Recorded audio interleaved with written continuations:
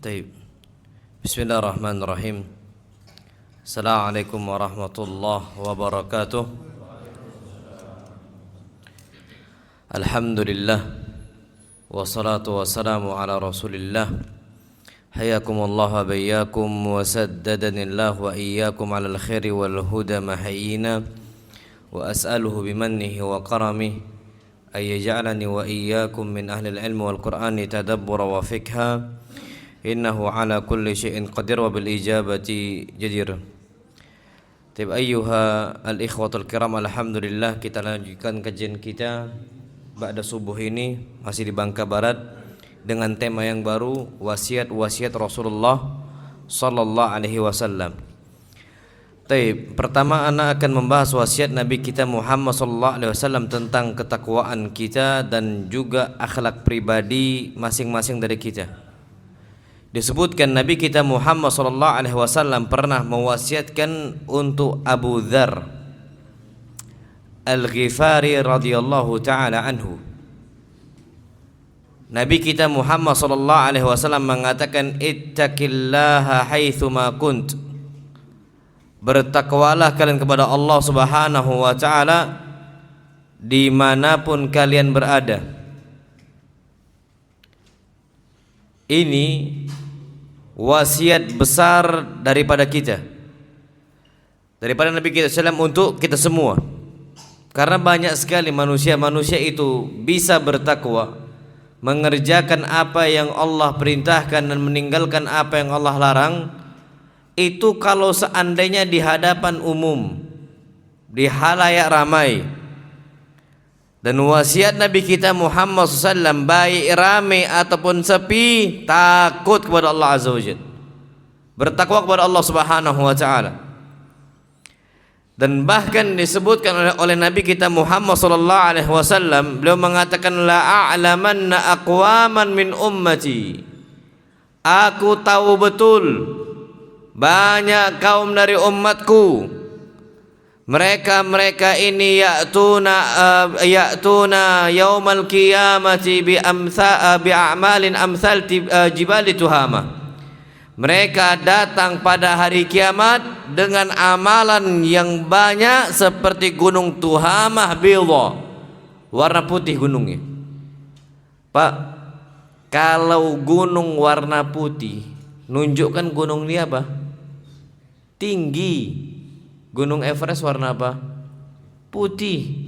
Saking tingginya ini gunung, biasanya turun salju.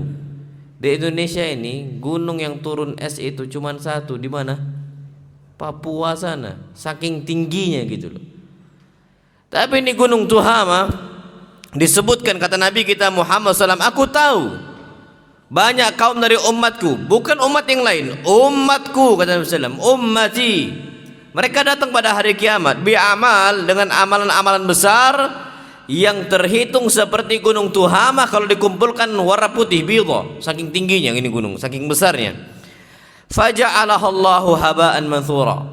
Akan tapi Allah jadikan amalan-amalan tadi, gunung yang besar tadi, haba, debu-debu, manthura yang berterbangan. Debu bisa nggak ditimbang? Nggak kan bisa, apalagi debu yang berterbangan. Kalau pasir bisa ditimbang, ini debu. Siapa yang mau nimbang debu? Kalau seandainya pasir-pasir bisa ditimbang, ini udahlah debu, kemudian apa? Berterbangan pula. Bagaimana mau ditimbang amal kita? Maksudnya apa? Nggak akan bermanfaat sama sekali. Akhirnya kata para sahabat Nabi kita SAW, ya Rasulullah, sifhum lana, sifati siapa mereka. Nabi kita Muhammad SAW mengatakan, innahum min jildatina. Mereka itu adalah orang-orang dari kulit yang sama dengan kita, dari bangsa yang sama dengan kita, umat Nabi kita Muhammad sallallahu alaihi wasallam. Jangan berbicara tentang orang luar, orang kita, kata Nabi kita Muhammad SAW. Kenapa mereka bisa kerjakan itu? Idza khalau bimaharimillah intahakuha. Kalau mereka ini menyendiri berduaan dengan Allah Subhanahu wa taala, dia kerjakan semua yang Allah haramkan. Kalau di luar, saleh dia. Kalau di luar, orang baik dia. Tapi kalau sudah berdua-duaan dengan Allah Subhanahu wa taala, hina sekali dia buat zatnya Allah Azza wa Jalla di mata dia. Makanya disebutkan oleh para ulama, la taj'alillaha ahwanan nadirina ilaik. Jangan jadikan Allah Subhanahu wa taala adalah zat yang paling hina di mata kalian. Kalau seandainya kita ini malu untuk bermaksiat di hadapan mata manusia, seharusnya kita ini malu bermaksiat di hadapan pandangan Allah Subhanahu wa taala. Makanya disebutkan dalam sebuah ayat, Allah berfirman, yastakhfuna minan nas wa la yastakhfuna minallah. Mereka ini sembunyi-sembunyi di hadapan manusia, tapi mereka tidak pernah sembunyi-sembunyi di hadapan Allah Azza wa Jalla. Mereka berani, tidak pernah malu di hadapan Allah Subhanahu wa taala. Dan disebutkan Allah berfirman, idz yubayyituna ma la yarda minal qaul. Allah bersama mereka di malam hari ketika mereka mengucapkan apa-apa yang Allah enggak ridha. Allah tahu itu, Allah dengar itu, Allah dengar. Maka apa kata Allah Subhanahu wa taala, alam ya'lam bi annallaha yara. Tidakkah dia tahu bahwasanya Allah melihat dia? Jangan sampai kita menyangka Allah enggak lihat, dan ternyata sekecil apapun maksiat yang kita kerjakan, Allah catat berapa menit, berapa detik, berapa jam kita maksiat. Apa kata Allah Subhanahu wa taala? Wa may ya'mal mithqala dzarratin syarran yarah. Siapa yang berbuat maksiat, berbuat keburukan sekecil apapun itu, yarah, dia akan lihat pada hari kiamat. Ditampakkan oleh Allah Subhanahu wa taala, ditampilkan oleh Allah Subhanahu wa taala amalan-amalan yang dulu dia kerjakan, dan dia enggak bisa lagi kabur dari hadapan Allah Subhanahu wa taala. Semua akan dipanggil, semua akan dipanggil, semua akan dimintai persaksiannya. Yang tidak dimintai persaksiannya hanyalah lisan, karena lisan kita inilah lisan-lisan pendusta, na'udzubillah. Ditutup lisan-lisan kita dan semua akan mengakui itu. Dan bahkan kulit-kulit pun akan bersaksi pada hari kiamat atas apa yang telah kita kerjakan. Akhirnya kita mengatakan kepada kulit-kulit kita, kenapa kalian bersaksi di hadapan Allah Subhanahu wa taala? Kulit pun akan mengatakan, qalu antaqanallahu alladzi antaqa kulla syai'. Yang membuat kami berbicara adalah Allah Subhanahu wa taala, yang mana Allah mampu membuat setiap makhluknya bisa berbicara. Jadi kulit-kulit itu akan bersaksi. Bahkan bumi-bumi pun kata Allah Subhanahu wa taala, yauma idzin tuhadditsu akhbaraha. Bumi akan bersaksi, bercerita kabar-kabarnya. Di mana kita bermaksiat, setiap langkahan kaki kita yang kita langkahi dari muka bumi Allah Subhanahu wa taala, setiap itu pula sejengkal demi sejengkal bumi akan bercerita. Semuanya. Dan kita tidak akan bisa kembali, dan kita tidak akan bisa kondisinya meminta ampun kepada Allah Subhanahu wa taala kalau sudah di hari kiamat nanti. Sudah, imma kita ini mendapatkan azab dari Allah atau kita mendapatkan ampunan dari Allah Subhanahu wa taala. Maka wasiat Nabi SAW itu Abu Dzar Al-Ghifari, ittaqillah, bertakwalah kepada Allah Subhanahu wa taala haitsuma kunta, dimanapun kau berada. Dulu wanita-wanita itu betul-betul menjaga dirinya di dalam rumahnya, dibuat rumah yang besar, tembok yang besar, dan bahkan wanita-wanita memakai hijab-hijab yang memiliki hishmah, yang memiliki kehormatan, pakai niqabnya dan sebagainya.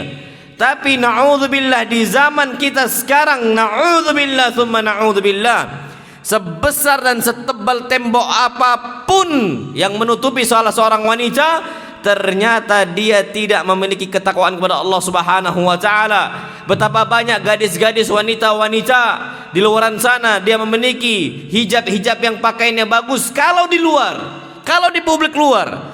Tapi ketika dia itu bersamaan dengan salah seorang laki-laki, dia semua bongkar aurat-aurat dia, aib-aib dia, isi-isi dia. Na'udzubillah, seakan-akan tidak memiliki lagi rasa malu di hati dia. Na'udzubillah. Maka dari itu, ayyuhal ikhwatul kiram, wasiat ini itu wasiat terbaik untuk diri kita sendiri, untuk anak pribadi, dan untuk antum semua. Iman ini yazidu bit ta'ah wa yanqusu bil ma'siyah. Ingat, iman ini akan naik dengan ketaatan, akan turun dengan apa? Kemaksiatan. Jaga jangan sampai kita ini imannya levelnya turun terus. Kenapa? Karena enggak bertakwa kepada Allah Subhanahu wa taala, tidak mau menjalankan syariat Allah Subhanahu wa taala.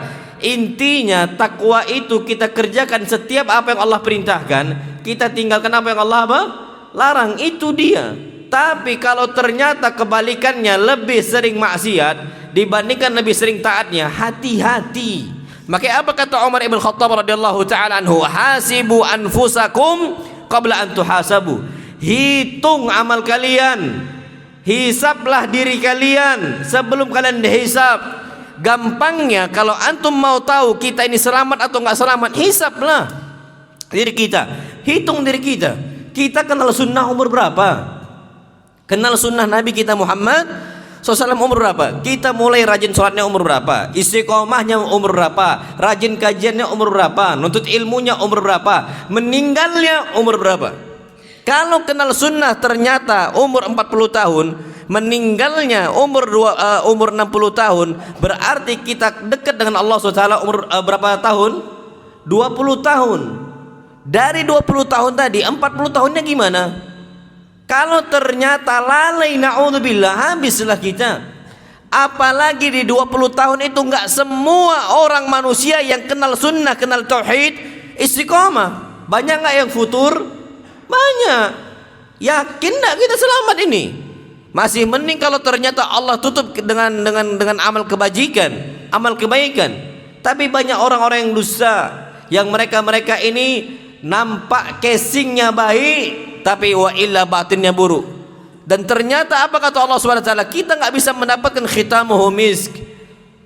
Akhirnya akhir yang baik. Kenapa disebutkan al-intikasat? Al-intikasat ini su'ul khatimah. Yang awalnya baik ternyata su'ul khatimah, sebabnya adalah bisa babidasi satin. Sebabnya adalah sebuah dosa yang dia susupi, yang dia kerjakan, la ya'lamuha, tidak ada yang mengetahuinya kecuali Allah Subhanahu wa taala.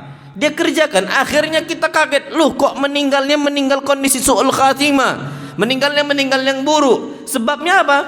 Tersisa dosa-dosa yang kita susupi, yang kita kerjakan, dan ini batinnya nggak pernah dijaga oleh diri kita, na'udzubillah. Akhirnya su'ul khatimah. Dan banyak ya ikhwah su'ul khatimah ini. Makanya doa kita yang kita panjatkan kepada Allah Subhanahu wa taala, Allahumma inni as'aluka husnal khatimah. Ya Allah, aku meminta kepada Engkau husnul khatimah.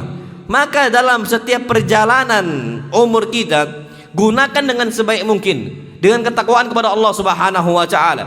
Sekecil apapun ketaatan kerjakan, sekecil apapun dosa tinggalkan. Dan bahkan Masya Allah, nggak usah jauh-jauh, banyak nggak manusia-manusia yang pelit? Banyak. Padahal sedekah ini itu nggak harus jadi orang kaya dulu, enggak.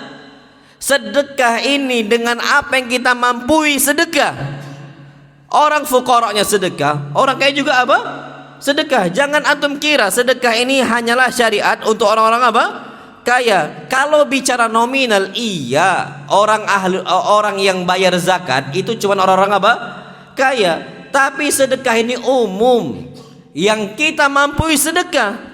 Makanya apa kata Allah Subhanahu wa taala, orang-orang yang Allah cintai, alladzina yunfikuna fis sarra'i wad-dharra, mereka yang berinfak ketika mereka lagi lapang atau lagi apa? Sempit. Tujuannya untuk jaga ketakwaan tadi. Apa yang kita mampu, nggak usah harus besar, nggak usah ya ikhwah. Yang penting dengan sekecil apapun ketaatan kita kerjakan. Dan bahkan kata Nabi kita Muhammad SAW, beliau katakan ittaqun nar walau bisyikki tamrah. Takutlah, lindungilah diri kalian dari api neraka walaupun dengan setengah kurma. Ada satu kurma nih, kalau ternyata kita mau selamat dari api neraka, bertakwa kepada Allah dengan satu kurma tadi. Dengan cara apa? Belah dua. Satu kita makan, satu kita apa? Infakkan. Pak, Masya Allah, Ana mau naik sekarang, satu biji kurma, satu buah kurma itu, satu buah kurma, ada nggak harganya? Pak, satu buah kurma ada nggak harganya? Nggak ada. Orang itu Pak jual kurma ada harganya kalau dijual 250 gram, dijual setengah kilo, dijual 1 kilo. Ada nggak yang dijual satu buah kurma satu bijinya? Nggak ada. Apa kata mereka? Halal, halal. Cobalah halal kan gitu kan? Karena cuma berapa? Cuman satu. Karena nggak ada harganya. Tapi dengan suatu hal yang nggak ada harganya tetap sedekah. Karena dengan cara itu kita jaga ketakwaan kita kepada Allah Subhanahu wa taala. Enggak usah nunggu kaya. Tapi apa waswas syaitan? Mereka dijadikan oleh syaitan untuk tidak bersedekah. Medit, pelit itu ada, naudzubillah. Wanita-wanita itu banyak. Yang medit ini biasanya laki-laki atau wanita? Kok diam antum? Antum bawa istri. Nah, jujur kita Pak, yang lebih medit itu laki-laki atau wanita? Wanita. Ibu-ibu yang jawab ya. Wanita. Loh, bukan ana yang bicara, tapi Nabi kita Muhammad sallallahu alaihi wasallam. Makanya Nabi Idul Fitr, Idul Adha itu selalu mengingatkan untuk para wanita apa? Sedekah. Karena ketakwaan wanita ini kalau nggak dijaga habis. Makanya wanita-wanita itu yang paling banyak menduduki apa? Api neraka. Ketakwaan nih ya ikhwah, wallah ketakwaan.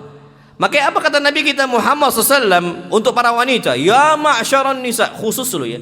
Jadi Nabi SAW itu khutbah Aid 2 kali. Pertama umum, yang kedua dikhususkan untuk siapa? Wanita. Memang ini harusnya diikutin juga di zaman kita sekarang. Karena muncul sekarang wanita-wanita bakhil. Bukan bakhil, bakhilah, pelit, medit. Na'udzubillah. Apa kata Allah, kata Nabi SAW? Ya ma'syaran nisa, wahai para wanita, fa inni uritu, sesungguhnya saya ditampakkan oleh Allah Subhanahu wa taala an-nar, api neraka. Fa idza aktsaru ahlihan nisa, kebanyakan penduduk api neraka siapa? Wanita. Maka apa wasiat Nabi SAW? Bertakwa. Dengan cara apa? Tasaddaqna, bersedekahlah kalian semampu kalian. Tasaddaqna. Maka para wanita ketika dengar khutbah Nabi SAW, dan antum Pak, public speaking itu penting loh Pak ya.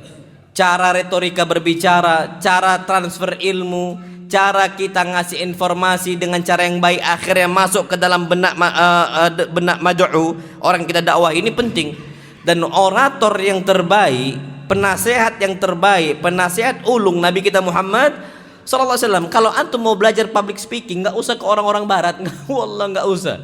Antum kalau mau belajar public speaking, belajar dari Nabi kita Muhammad sallallahu alaihi wasallam. Itu banyak hadis-hadis yang menceritakan bagaimana Nabi berbicara, bagaimana Nabi berkomunikasi, bagaimana Nabi menasihati. Nabi, Masya Allah, nasihati para wanita masuk di hati-hati mereka. Coba antum nasihatin istri, antum yang diomelin. Ingat, ini Nabi SAW semua mereka dengar, Masya Allah. Ketika Nabi menasihatin, apa kata Nabi SAW? Tasaddaqana, hari ini sedekah kalian semua. Pak, Masya Allah, semua para wanita yang Nabi nasihatin, mereka keluarkan gelang-gelang emas mereka dan kalung-kalung emas mereka, wa khawatimahunna, dan cincin-cincin mereka dikasihkan untuk Nabi kita Muhammad sallallahu alaihi wasallam fi sabilillah. Mereka letakkan hadapan Nabi SAW untuk kaum muslimin. Masya Allah. Itu Pak, untuk menjaga ketakwaan. Karena memang berat kalau kita nggak bertakwa kepada Allah Subhanahu wa taala. Berat. Kalau nggak bertakwa, ancamannya apa? Api neraka. Bukti tadi para wanita memang berat banget gitu. Masya Allah. Jadi kebanyakan penduduk api neraka itu apa? Wanita. Tapi kalau anda tanya balik, kebanyakan penduduk surga wanita atau laki-laki? Kalau neraka kan sepakat kita nih, kebanyakannya apa? Wanita. Kalau penduduk surga? Betul, wanita. Tapi wanita bidadari. Wallah sahih. Bukan wanita manusia. Wanita manusia di neraka kebanyakannya. Karena satu laki-laki itu bisa dapat 70 wanita apa? Bidadari. Makanya antum nggak usah terlalu ngoyo mau poligami, nggak usah. Tenang antum, ada 70 nanti insyaallah. Amin nggak nih? Amin. Oh, insyaallah ibu-ibu yang aminkan nih Pak.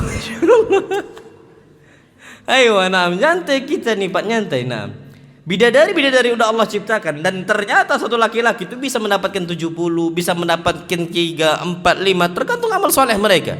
Di sini menunjukkan bahwa ketakwaan itu ngaruh kepada kita, dan Nabi nggak mau umatnya bertakwa itu dalam momen-momen tertentu, sehingga ala kulli ahyani. Maka Nabi SAW adalah orang yang paling jaga waktunya untuk menjaga ketakwaan kepada Allah Azza wa Jalla. Bahkan apa para sahabat Nabi SAW katakan, karena Rasulullah sallallahu alaihi wasallam yadhkurullah ala kulli ahyanihi. Nabi sallallahu alaihi wasallam itu selalu berzikir ala kulli ahyani, setiap waktunya, Masya Allah. Beliau bertasbih, beliau bertahmid. Ada orang, nggak ada orang, beliau selalu berzikir. Bahkan yang hebat, kalau kita ngobrol, nongkrong gitu ya, lagi ngobrol nongkrong kita dan sebagainya, kita ini jarang beristighfar, jarang berselawat untuk Nabi kita Muhammad SAW, jarang bertasbih, jarang bertahmid. Tapi Nabi SAW didapati oleh para sahabat Nabi SAW, apa kata mereka? Wa in kunna lana'uddu istighfaran Nabi SAW fi majlisin wahid mi'ata marrah. Kami menghitung istighfarnya Nabi dalam satu majelis itu sampai ke 100 kali. Satu majelis istighfarnya. Coba kita nongkrong ngopi kita, berapa kali kita beristighfar? Lebih banyaknya hal sia-sia yang kita ucapkan. Itulah akhirnya kita sulit untuk bertakwa kepada Allah Subhanahu wa taala. Taib, kalau ternyata kita berbuat maksiat, udah berusaha bertakwa dalam setiap waktu kita, maksiat nih ternyata, na'udzubillah. Ya, setiap manusia pasti berbuat salah, pasti. Maka apa wasiat Nabi SAW untuk Abu Dzar? Hadis yang sama, wa atbi'is sayyi'atal hasanata tamhuha. Maka kerjakanlah kebaikan setelah engkau berbuat maksiat. Niscaya tamhuha. Kebaikan kita, kebajikan kita, pahala-pahala kita akan menghapus dosa-dosa kita. Maka amal kebaikan akan menghapus amal keburukan, insya Allah Subhanahu wa ta'ala. Kalau kita ikuti maksiat kita ini, langsung setelahnya kita datangkan amal soleh. Dan ini harus dulu ya, kalau enggak wallah berat. Kalau kita bermaksiat, langsung istighfar, bertobat kepada Allah Azza wa Jalla, beramal soleh, insya Allah dosa-dosa yang kita kerjakan dahulunya selesai. Makanya disebutkan dalam sebuah hadis Nabi kita Muhammad SAW mengatakan, at-taibu minadz-dzambi kaman la dzamba lahu. Orang yang telah bertobat dari sebuah dosa seakan-akan dia tidak memiliki dosa. Allah bersihkan. Dan makanya Masya Allah, kalau dulu kita pernah bermain judi bertahun-tahun lamanya, maka sekarang saatnya kita ini bersedekah. Dulu kita gelontorkan dana kita gelontorkan uang-uang kita untuk bermaksiat kepada Allah Azza wa Jalla, maka kita gelontorkan juga untuk apa? Sedekah, untuk amal kebaikan dan sebagainya. Insya Allah dosa-dosa sebelumnya yang kita kerjakan dengan istighfar dan amal soleh, Allah akan hapuskan semuanya. Makanya Masya Allah, ada salah seorang sahabat Nabi kita Muhammad SAW yang dia ini sedih betul. Kenapa? Karena dia ini memiliki hutang. Bukan hutang masalah apapun, tapi utang dosa yang dia kerjakan di hadapan Nabi kita Muhammad sallallahu alaihi wasallam. Siapa? Qatil Hamzah. Yang membunuh siapa? Hamzah. Siapa namanya? Wahsy. Wahsy ini berusaha nebus kesalahan dia dengan cara apa? Belum tahu di saat itu, Masya Allah. Wahsy ketika itu adalah salah seorang budak. Dia ini dikasih iming-iming, dikasih janji, kalau engkau membunuh Hamzah maka engkau bebas. Jadi dia membunuh Hamzah, dia menarget Hamzah itu bukan karena benci kepada Hamzah, bukan, cuman agar dia bisa bebas, bisa jadi merdeka. Dia nggak ada kebencian untuk Hamzah, nggak ada. Dia mau bebas saja dari perbudakan. Akhirnya Wahsy ini adalah salah seorang penombak ulung, ahli pelempar tombak. Dan kalau Wahsy melempar tombak jarang meleset dan selalu kuat nancapnya. Dan termasuk yang dia bidik adalah siapa? Hamzah ketika itu. Dan ternyata betul dapat Hamzah, tidak ada pertahanan atau terdapat celah untuk ditombak oleh Wahsy. Ditombak oleh Wahsy, Masya Allah. Awalnya Hamzah itu agak jatuh, bangkit lagi Hamzah, saking kuatnya Hamzah. Bahkan Wahsy itu sempat dikejar oleh siapa? Hamzah radhiyallahu taala anhu. Dan ternyata Hamzah ini dihalangi oleh orang kafir yang lainnya. Akhirnya Hamzah pun berperang dengan orang kafir yang lainnya. Kemudian Hamzah meninggal karena nggak kuat lagi. Ini Wahsy kabur. Wahsy radhiyallahu taala anhu ketika itu belum masuk Islam, kabur. Ketika kasus Fathu Mekah, Nabi SAW masuk ke kota Mekah dalam kondisi tidak ada peperangan sama sekali. Nabi katakan, man dakhala fi dari Abi Sufyan fahuwa amin. Siapa yang masuk ke tempat rumahnya Abu Sufyan, maka dia selamat. Wahsy di saat itu kabur dari Nabi kita Muhammad sallallahu alaihi wasallam. Kenapa? Karena dulu dia ini pembunuh Hamzah. Dan kita tahu orang yang jaga Nabi, yang menjaga dakwah Nabi SAW di saat itu tuh dua orang yang paling besar jasanya. Yang pertama siapa? Hamzah. Yang kedua siapa? Umar ibn Khattab radhiyallahu taala anhuma. Ini dua orang yang jasanya besar terhadap umat Islam. Hamzah ini terbunuh oleh Wahsy. Ketika itu Wahsy tidak ada opsi kecuali kabur. Kenapa? Di benaknya Wahsy takutnya dibalas bunuh oleh Nabi kita Muhammad sallallahu alaihi wasallam. Padahal enggak. Akhirnya berangkatlah Wahsy kabur kepada Taif. Dan ternyata penduduk Taif tidak lama selang dari itu mereka ini mengikrarkan, menyatakan siap masuk Islam. Akhirnya rombongan Taif itu berangkat ke Madinah, mau minta maaf kepada Nabi kita Muhammad sallallahu alaihi wasallam. Mereka berbondong-bondong jadi penduduk Mekah masuk Islam, orang-orang Taif masuk Islam. Ini yang Allah firmankan, yadkhuluna fi dinillahi afwaja. Mereka masuk Islam secara berbondong-bondong. Tinggal Wahsy bingung kemana dia ini berangkat. Kalau ternyata dia masih di Taif, habislah dia. Karena semua orang tahu Wahsy di situ, kan gitu. Akhirnya mau nggak mau agar dia selamat, dia datang ke Nabi SAW. Dia menyesal, dia minta maaf, dia masuk Islam. Ketika Nabi SAW kedatangan Wahsy, Wahsy datang untuk Nabi SAW. Nabi bertanya, "A anta Wahsy? Apakah engkau Wahsy?" Qala na'am, iya saya Wahsy. Akhirnya apa? Nabi SAW maafkan. Nabi SAW terima Islamnya. Darahnya aman, hartanya aman, kehormatannya aman. Fi daril Islam, di negara Islam. Tidak ada boleh yang menyelakai Wahsy. Tidak ada yang boleh melukai Wahsy. Karena Wahsy sudah masuk Islam. Jadi tidak lagi ada balas dendam dan sebagainya, itu nggak ada sama sekali. Nggak boleh dibalas. Darahnya Wahsy itu haram untuk ditumpaskan, dilindungi oleh Nabi kita Muhammad sallallahu alaihi wasallam. Tapi satu hal yang membuat Wahsy itu sedih. Kata Nabi sallallahu alaihi wasallam, kalau seandainya lau takhallafta khalfa jidar, kalau seandainya engkau selalu sembunyikan wajah engkau dari saya, lau taghayyabta anni, seandainya engkau mau bersembunyi di balik di balik wajah saya, jangan tampakkan wajah engkau di hadapan saya. Di saat itu Pak, Masya Allah, kesedihan itu terus merundung untuk siapa? Wahsy. Orang di kajian kayak gini bisa lihat wajah Nabi kita Muhammad SAW. Wahsy belajar di mana? Balik tembok.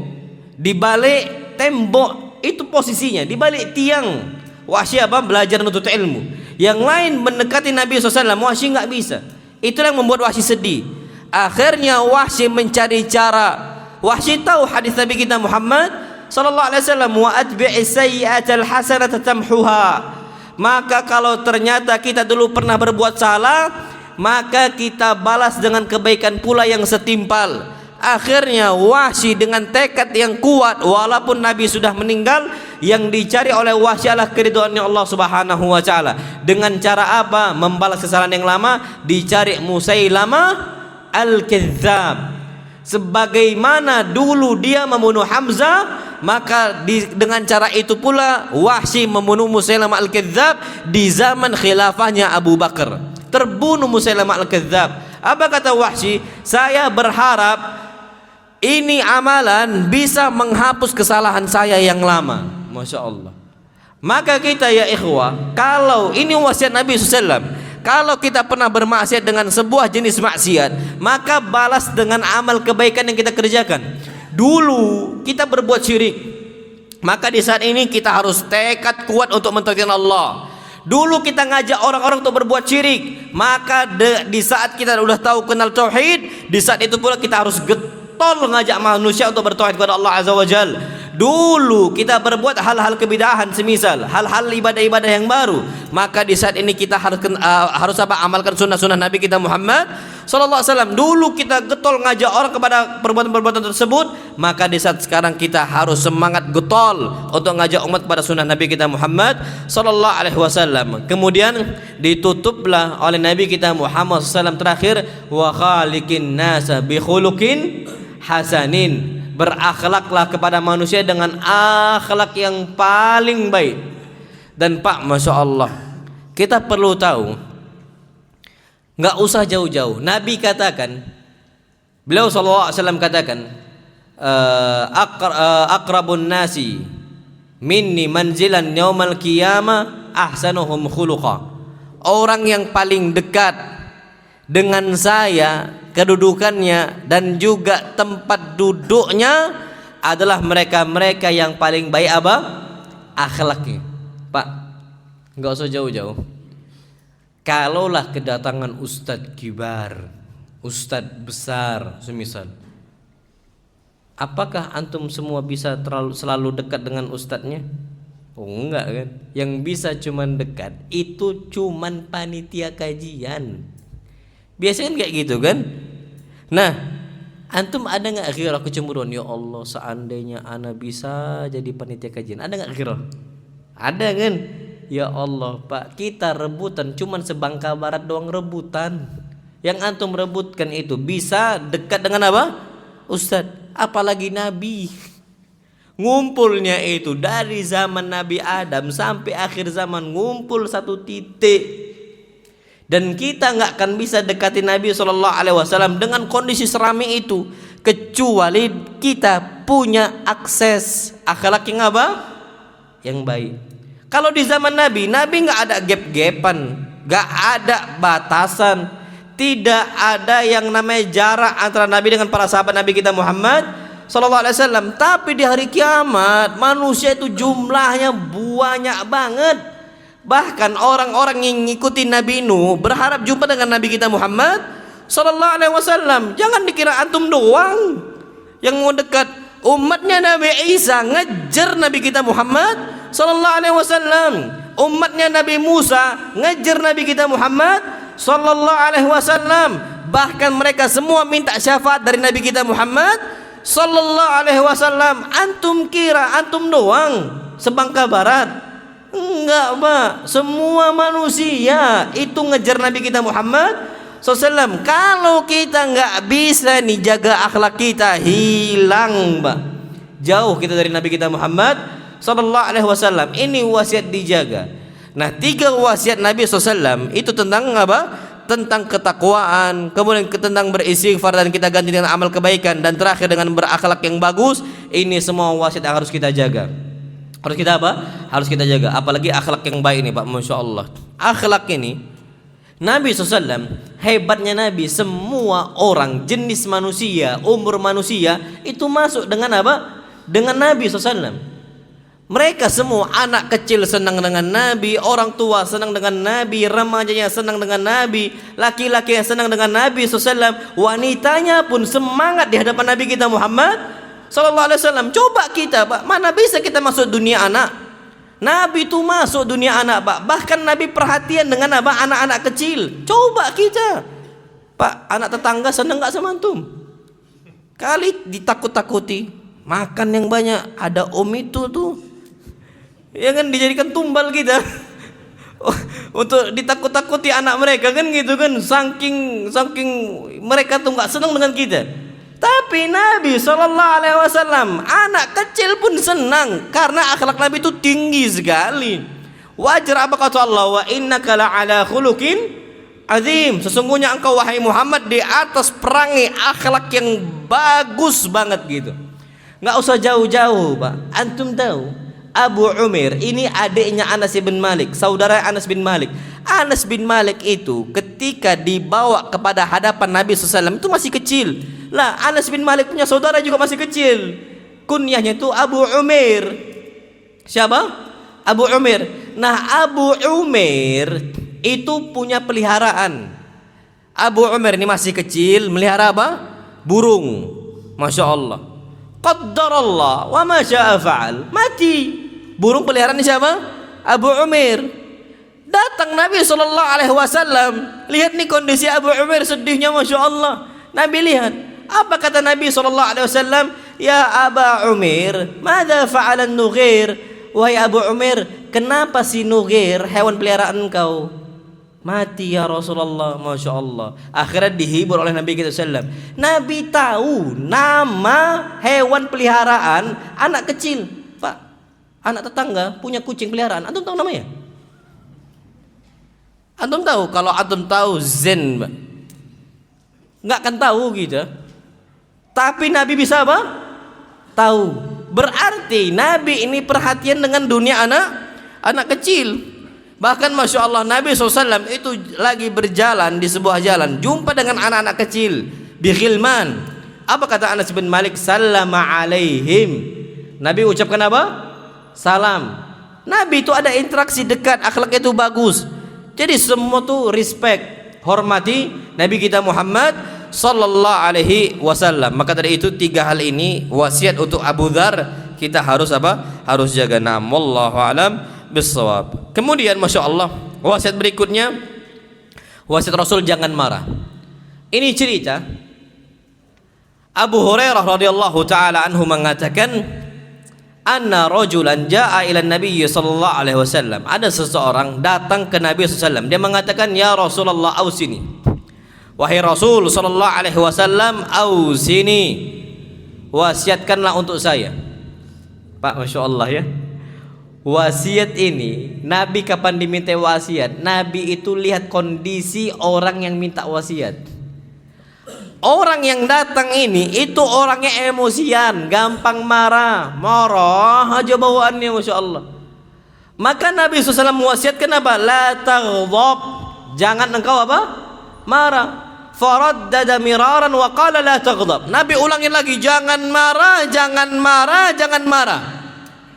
Sekarang betapa sering kita ini marah. Marah dengan tetangga, marah dengan istri, marah dengan anak. Na'udzubillah.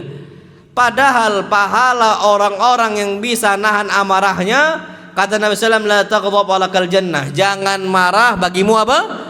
Surga. Dan bahkan orang yang Allah cintai, apa kata Allah Subhanahu wa taala? Wal kadhiminal ghaidha wal 'afina 'anil nas. Mereka itu bisa nahan amarahnya dan mampu mudah untuk memaafkan manusia, gampang banget gitu. Dan Pak, hak antum dizalimin, hak antum kalau antum itu tuntut di akhirat, hak antum.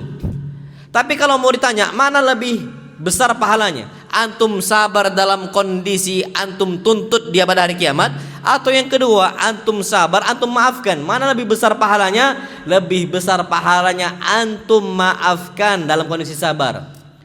Antum berharap, Ustaz, tapi anak berharap dosa dia ini, Masya Allah, dosa saya ini ditimpakan kepada dia, atau pahala saya ambil. Pak, Masya Allah, pahala dia terbatas. Pahala yang Allah kasih untuk antum gak akan terbatas. Karena itu posisinya kita sabar tuh betul-betul tingkat sabar yang hakiki. Kalau sabar dalam kondisi ngedumel, dendam, sabarnya kurang apa? Kurang bagus. Makanya Pak, bahaya orang-orang suka-suka dendam itu. Makanya kalau orang bersabar dengan sabar yang hakiki, apa kata Allah? Innama yuwaffas sabiruna ajrahum bighairi hisab. Orang yang bersabar Allah kasih pahala tanpa ada apa? Batas. Pahala dia itu Pak, antum mau berharap dari dia? Kecil pahala dia itu. Udahlah banyak maksiatnya. Kan tukang ngejek orang itu. Tukang ngejek orang, antum ngambil pahala dia. Kecil banget.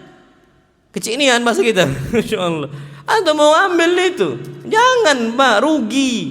antum sabar hakiki lo ya, antum maafkan, itu jauh lebih besar karena pahala dari Allah tanpa ada batas. Wa ilaha antum juga enggak Ustaz, anak bukan anak mau tuntut dendam banget anak sama anak. Ya udah tuntut aja. Tapi pahalanya sedikit. Ya pahala dia yang antum ambil. Makanya kata Nabi kita sallallahu alaihi wasallam, jangan engkau ni marah. Dan Pak, Masya Allah, coba dilihat kenapa kita suka marah, ada apa? Bisa jadi Pak, apa yang kita makan tuh ngaruh. Makanya Masya Allah, kalau bisa Pak, antum sesuaikan makanan antum. Kalau orang hobinya marah aja, antum lihat. Makanya kata Allah, falyanzuril insanu ila ta'ami. Manusia itu harusnya lihat apa yang dia makan. Kalau orang tukang marah itu makan itu cari makanan yang dingin. Makanya kan dibahas oleh para ulama. Ustaz kita kok bahas, Ustaz Ramadan itu bahas makanan konsep panas dingin. Kalau antum tukang marah, jangan banyak makan yang panas, tapi banyak makan yang dingin. Tapi wallah ngaruh loh Pak ya. Makanan yang kita makan tuh ngaruh ke karakter kita. Nggak usah jauh-jauh. Antum jumpai Pak, kenapa orang-orang barat itu hilang kecemburuannya? Istrinya dipakai sama orang pun, fadhol. Silahkan pakai. Itu bagi mereka Pak. Kenapa? Karena posisinya mereka tuh kebanyakan makan khinzir. Apa khinzir? Babi, afwan Pak ya, babi bahasa kita. Khinzir. Pak, letakkan aja satu betina babi di sebuah kandang, letakkan 10. Saling ridho mereka. Nggak ada mereka bertengkar. Coba ayam, begelut dulu. Antum makan babi atau makan ayam? Ayam wajar. Letakkan aja jantan. Siapa yang nguasain dulu dia yang berkuasa. Tapi belaga dulu gitu. Langsung apa bertikai dulu. Itu kondisi kita, ada kecemburuan. Coba khinzir. Itu ngaruh, Pak. Makanya coba dilihat apa yang kita makan gitu. Enggak usah jauh-jauh juga. Semisal antum tahu kenapa orang-orang pelosok-pelosok itu kejam-kejam? Antum masuklah ke pedalaman, Pak. Kalau antum tidak ada kenal mereka, antum enggak bawa orang yang kenal dengan mereka, siap-siap aja Pak, kepala antum tuh dibidik dengan anak panah. Atau masuk nih ke pelosok suku-suku pedalaman, udah dibidik kepala antum. Mereka beringas. Kenapa mereka beringas? Makannya hewan buas. Apa yang hewan buas di depan dia dimakan dia. Pak, banyak nggak yang makan hewan buas? Allah banyak banget Pak. Monyet pun dimakan. Semua dimakan Pak. Na'udzubillah, tsumma na'udzubillah. Maka lihat apa yang kita makan. Makanya Nabi SAW perintahkan kita. Disebutkan tawadda'u min luhumil ibil. Wudu'lah kalian habis makan apa? Daging onta. Pak, antum tahu kenapa? Tawadda'u min luhumil ibil. Anda mau nanya sekarang Pak, daging onta halal atau haram? Halal. Wallah halal. Tapi perintah Nabi tawadda'u min luhumil ibil, hadis sahih. Wudu'lah kalian habis makan daging apa? Onta. Sebabnya apa? Nabi katakan khuliqatil ibilu min syaitan. Ibil onta itu punya sifat syaitan, iseng mereka itu. Makanya kita nggak boleh sholat di kandang onta. Coba antum lihat orang-orang Arab kalau ngeprank, Pak, keterlaluan kalau orang kita digitukan ngeprank ya Pak, sakit hati gitu. Antum sering kan lihat video orang-orang Arab kalau ngeprank? Itu sadis-sadis itu Pak. Kadang-kadang mereka itu isengnya, onta itulah sifatnya. Kayak gitu Pak. Makanya diperintahkan habis itu apa? Wudu, biar dia itu netral lagi. Bahkan disebutkan dalam sebuah hadis sahih walaupun ini mansukh gitu ya. Nabi SAW mengatakan tawadda'u mimma massatin nar. Wudu'lah kalian habis makan daging yang dibakar pakai api. Kenapa? Pak, sifat api itu apa? Panas. Antum netralkan dengan wudu. Walaupun ini hadis kata para ulama mansukh. Hadisnya sahih tapi mansukh karena disebut oleh Jabir ibn Abdullah, kana akhirul amrayn tarkul wudu' mimma masatin nar. Hukum yang terakhir adalah hukum kita enggak perlu berwudu setelah makan daging yang dibakar, kata Jabir ibn Abdullah. Walaupun ini khilaf para ulama, tapi ala kulli hal, apa yang kita makan tuh ngaruh di dalam apa? Tubuh kita. Makanya Pak, antum makan kambing, setelahnya kan apa yang terjadi? Panas kan? Tahu antum itu ngaruh Pak ke karakter kita. Makanya kalau orang bawaannya marah, saran ana coba lihat apa yang dimakan. Perbanyak makan timun, perbanyak makan semangka. Itu usahakan seperti itu. Akhirnya bawaannya nggak emosian. Dan beliau udah nulis nih Pak, menu-menu apa yang kita makan bisa menyeimbangkan panas dingin tuh gitu ya. Pakai sebagian orang nih kan kadang-kadang makan telur, kuningnya dibuang, yang dia makan cuman putihnya doang. Kebalikannya, ada yang makannya putih doang, kuningnya dibuang. Pak, padahal itu penetralnya, panas dan dingin gitu loh. Allah udah ciptakan tuh dengan segalanya. Daging Allah ciptakan pendinginnya tuh lemak. Lemak tuh jangan dibuang. Makanya orang-orang Yahudi itu nggak mau makan apa? Lemak. Allah ciptakan lemak itu bukan untuk dibuang. Tapi kalau lemak semua juga rusak. Jadi makan daging juga makan lemak. Makanya antum tahu daging yang mahal Wagyu A5.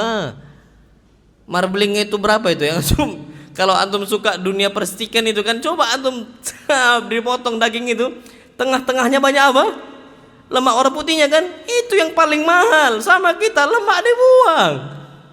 Ini masalah di kita, Mbak. Allah udah ciptakan dengan terbaik mungkin, sebaik mungkin, Mbak. Apa yang kita makan tuh ngaruh. Makanya apa kata Allah SWT? Kulu mimma fil ardi halalan thayyibah. Makanlah yang ada di atas muka bumi Allah Subhanahu wa taala halalan, yang halal, thayyiban, yang baik. Dilihat Pak yang baik. Salah ini jamnya ini. Antum nggak sengaja kan nyalahin? Udah jam 6, bentar lagi syuruk jam berapa nih? Jam 6.12 ya. Baik. Insyaallah tinggal 10 menit lagi. Kita lanjutkan. Ayo sampai jam 6, Masya Allah. Habis waktu kita. Sampai jam 6 saja. Ana mohon maaf Pak, ini yang dapat Ana sampaikan. Kurang lebihnya Ana mohon maaf. Insya Allah apa yang benar datangnya dari Allah SWT dan itu pasti. Dan yang salah datangnya dari Ana pribadi dan syaitan. Dan Ana berlindung dari kesalahan tersebut. Nggak usah ditanya jawab Pak. Insya Allah nanti Ana duha masih ada sekali lagi di Bangka Barat ini. Wa illa nanti Ana besok sudah berangkat ke Pangkal Pinang gitu ya. Apa namanya? Iya, insya Allah. Jadi Ana nggak lagi di sini. Ya mudah-mudahan Allah SWT masih bisa perkumpulkan nanti kita di waktu duha.